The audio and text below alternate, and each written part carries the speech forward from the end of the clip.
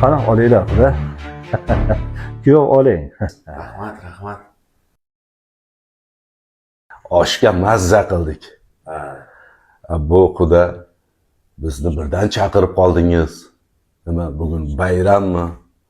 Yoki bir tadbir bormi? Yo kimnidir tug'ilgan kunimi? Qo'rqib kelaverdik. Quda bugun bayram. Bizni oilamiz uchun bayram. Bugun qizim sog'aygan kun.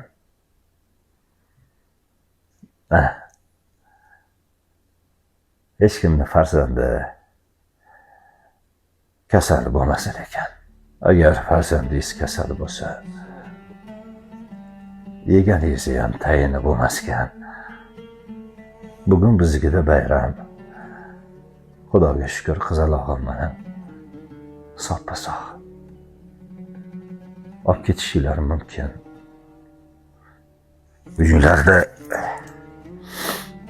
nima ish bo'lsa, bemalol qilaveradi. Haligi bilasizmi? Xudo o'g'ilni otasi bo'lish bilmadimi? Qiz bolani otasi bo'lish qiyin ekan. Sizlar buni hozir tushunmaysizlar. Oldinglarda qizinglar bor. Qizinglarni turmushga berganda tushunasizlar. Bir podshoh bo'lgan ekan. Har kun ertalab sahar vazirlari bilan shahar aylanar ekan. Uylarning yonidan o'tib borayotganda shu podshoh bir uyning yoniga kelganda ta'zim qilar ekan. Yana bir uy yoniga borganda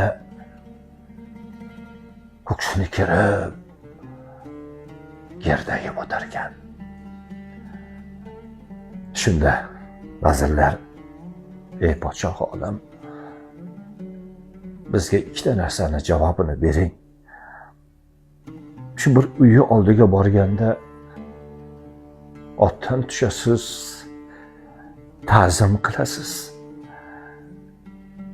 Yana ozgincha yurgandan keyin bir uyi yoniga borganda yerdagi o'tasiz. Nimaga bunaqa deb so'rashsa, podshoh aytgan ekan. Men ta'zim qiladigan uyni ichida meni qizim bor.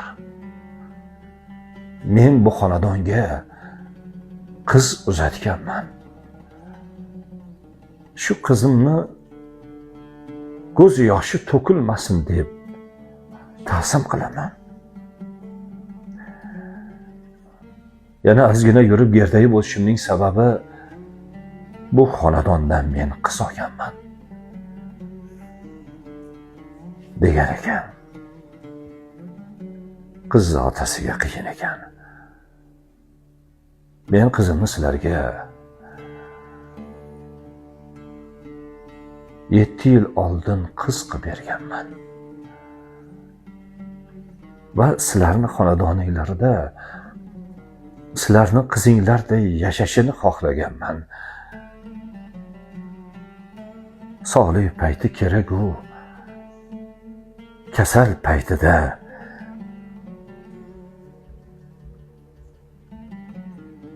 ota-onasiga jo'natilishi uchun emas.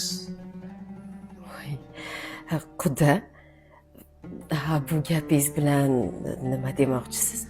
Biz qizingizni O'chir ovozingni. Uzr quda. Mendan ko'nglinglar og'rimasin. Qizimni qiz qilib qabul qildinglarmi? Sog'ligida ham, kasal bo'lganida ham sizlarniki bo'lsin. Chunki kelininglarga qanchalik mehr ko'rsatsanglar, ertaga qaraganda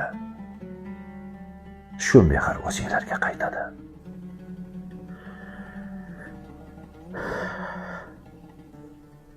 Xudo hammasini tushundi.